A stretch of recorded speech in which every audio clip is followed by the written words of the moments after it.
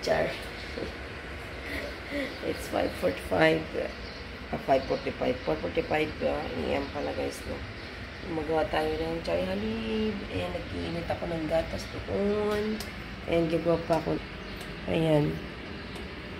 Ito yung halib bush. Gatas ng camel.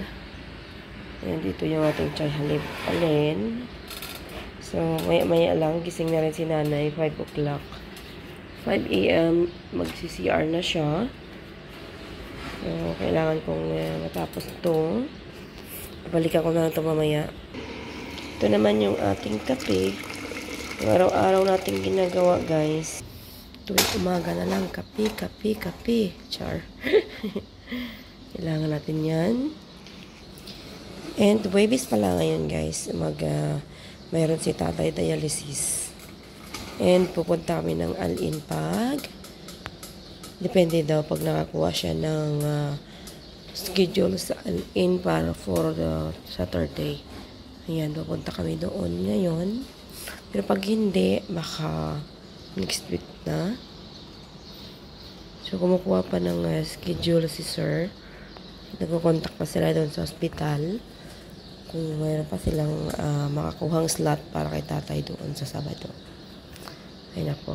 Parang walang kabuhay-buhay yung aking salita. Kasi namamaos na rin ako guys kasi lagi ako may sipon. Yatix. Yung sipon namin guys pabalik-balik. Ayan, alas 5 na. Nag-alarm na guys. Alas 5. Diba tapos. So, kailangan pumunta kay nanay. Dadali namin siya sa CR. And then, pabalik ako ulit dito sa kusina para tapusin yung aking ginagawa. So, yun guys. Tapos na kami dun kay nanay. Pinala ko lang siya sa CR. And, nakaiki na naman siya guys. Kasi hindi niya kayang pigilan yung kanyang ihi. Iyak-iyak na naman siya. Tapos naharap yung cellphone niya. Hindi niya makita. Hindi niya ako matawagan. Kasi nga, magwala sa sala sa CR. Pero okay lang yan. Normal lang yan kasi matanda na siya. Ayaw niya kasi magsuot ng bumpers kasi ayaw niya talaga. Nagkahabal doon sa kanya or ano siya, yung allergy siya sa pampers.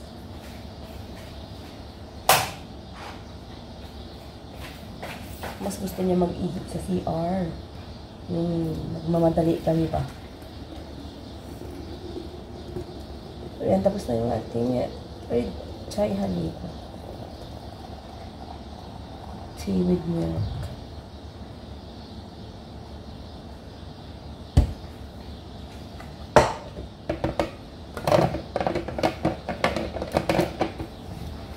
Siyempre, tapos na rin yung ating kape. Nakaboil na siya.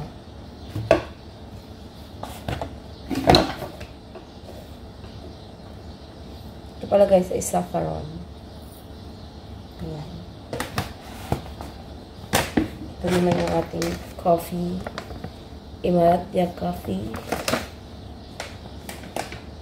Kay sir ito sa business ni sir. Mas gusto nila gamitin ito. Sila ang nag-ano nito. Sila ang tawag ito. Yung nagsanlag ba? Ano kaya? Nagsanlag. Roast pala, roasted.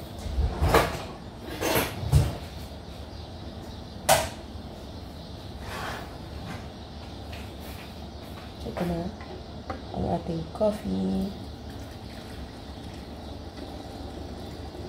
Sinasala ko siya guys kasi yung ano ng ating coffee and syempre ng ating hell or cardamom.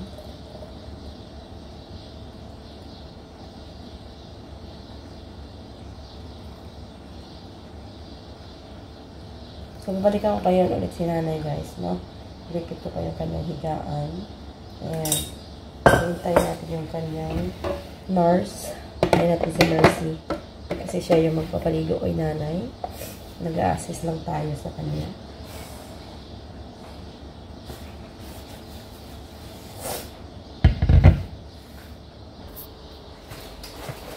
Ito naman cornflakes ni tatay guys. Ito yung everyday niya yung pinakain.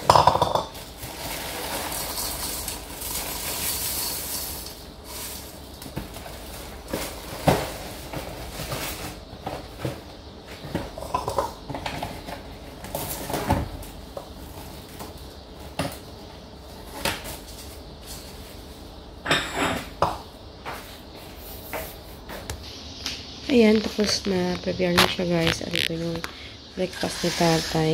Isi-serve na natin. Ayan.